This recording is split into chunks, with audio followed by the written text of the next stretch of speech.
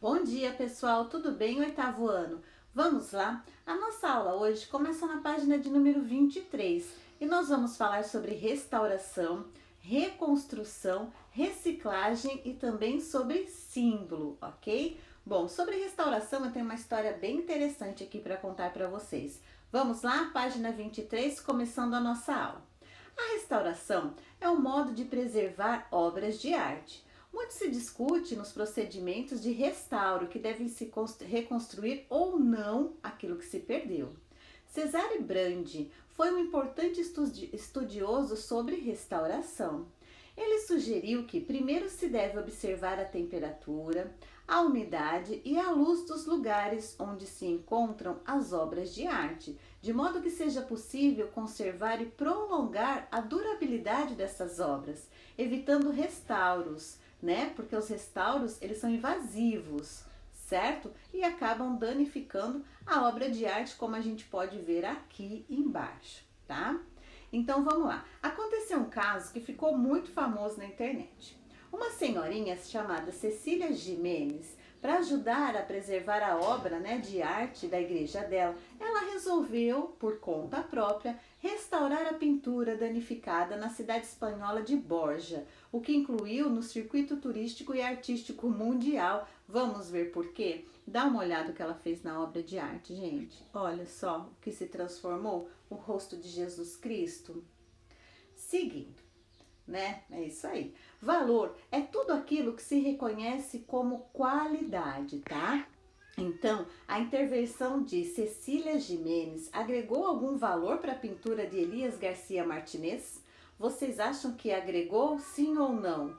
Houve uma reconstrução, né? Reconstrução é reler, reelaborar, refazer. Vocês acham que houve uma restauração?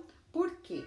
Certo? Coloquem para mim o que vocês acham aqui. Coitada da senhorinha, né? Ela foi tentar ajudar, mas não deu certo. Ampliação dos saberes agora. Nós vamos falar sobre reciclagem, tá? Então vamos lá. Reciclagem, resignificação da reconstrução na arte de Efigênia Rolim, essa outra senhorinha aqui, a dona Efigênia. Entre embalagens de bombons e papel de bala, sacolas plásticas, retalhos, sapatos velhos e brinquedos que ela encontrava no lixo, a dona Efigênia trabalhava amassando, amarrando e retorcendo. Ela transforma o lixo em arte. Em gestos generosos, dão segunda vida a esses materiais que, se ainda não foram, iriam para o lixo ou dentro dos bueiros ou nos aterros sanitários, né? Então a dona Efigênia, ela começou a desenvolver a sua arte andando pelas ruas de Curitiba, quando olhou para um papel, né, de bombom brilhando no chão. Isso transformou toda a vida dela. Cada obra de arte que ela faz inspira histórias. Graças a um papel brilhante abandonado, ela criou um mundo colorido, um mundo reluzente que reconstrói e recicla lixo, trazendo beleza e alegria por onde passa, contando suas histórias e mostrando toda a sua arte, certo? A nossa primeira atividade é a seguinte: eu gostaria que vocês recolhessem materiais não perecíveis, ou seja, materiais que não estragam, né? E que estejam em sua casa e que iriam para o lixo, né? Ou se encontram abandonados em algum lugarzinho aí. Use esse material para montar uma assemblage, ou seja, uma composição artística que agrupa, que reúne vários tipos de materiais. Pode ser colando, amarrando, retorcendo, etc. Reconstrua, faça arte, seja poético. Lembre-se de que usar materiais que não sejam tóxicos, tá? Não vão pegando qualquer coisa, presta atenção aí no que vocês vão pegar. Então essa é a nossa primeira atividade, que eu gostaria que vocês fizessem na folha de sulfite, de papel sulfite, e depois fotografassem, ok? Deu para entender? Vamos seguir agora. Nós vamos começar a falar agora sobre símbolos, tá? Então vamos lá, deixa eu só achar aqui direitinho e a gente vai começar a falar sobre símbolos. A matéria símbolos começa na nossa página de número 25. Vamos entender um pouquinho o que é símbolo? Símbolo se refere a sinais, emblemas e signos. Trata-se de significante Trata-se de significante que gera significado, alguma coisa que gera um significado, que tem algum sentido, que significa e junta outros significados. Em outras palavras, vamos resumir. Símbolo é aquilo que representa, designa, sugere, evoca ou substitui alguma coisa. Por exemplo, a bandeira, medalhas, números, letras, placas de trânsito. Então, tudo isso é um símbolo, tá? Então, antes de continuar esse estudo, eu gostaria que vocês fossem lá no anexo A. Vamos lá? Então, a gente vai primeiro no anexo A e depois a gente segue, tá? No anexo A está escrito assim, presta atenção, é bem legal. Escreva no cartão ao lado que vocês estão vendo aí, o que hoje tem um enorme significado para você. A resposta é pessoal, então cada um vai fazer o seu. Podem ser palavras, podem ser nome de pessoas que hoje tenham um significado para vocês, pode ser a descrição de objetos, amuletos ou talismãs, registro de ideias, projetos ou sonhos que vocês tenham, algumas situações, enfim, qualquer coisa que seja muito importante e tenha um significado especial para você no dia de hoje. Aí depois eu gostaria que vocês recortassem, né, o cartãozinho com envelope aí. Guarde esse cartão com muito carinho, lacre com cola, tá? E guarda no fundo de uma gaveta que vocês não vão abrir. E vocês só vão poder abrir isso daqui 10 anos, tá? Pra gente ver se realmente esse símbolo, né, remeteu alguma ideia de vocês, tá? Certo? Então ali vocês coloquem a data, por favor. Estou na aula de arte, começando a estudar simbologia. Hoje é importante e tem significado para mim, tarará, é o que vocês vão escrever, ok? Seguindo então, pessoal. Depois que vocês terminarem o anexo, né, com base nas definições acima, a gente vai criar e pintar aqui dentro do medalhão que está ao lado uma silhueta, ou seja, a silhueta, ela é uma figura representada como se fosse uma sombra. Não é para colocar olhinho, boquinha, narizinho, não, é para fazer só uma silhueta, tá?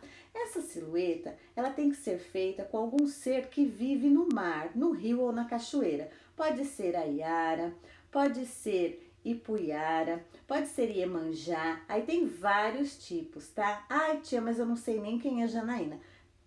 Procura na internet, que aí vocês vão conseguir ver quem é, tá? Vão entender quem é. E aí vocês vão fazer só a silhueta aqui dentro para indicar o símbolo, certo? Ok?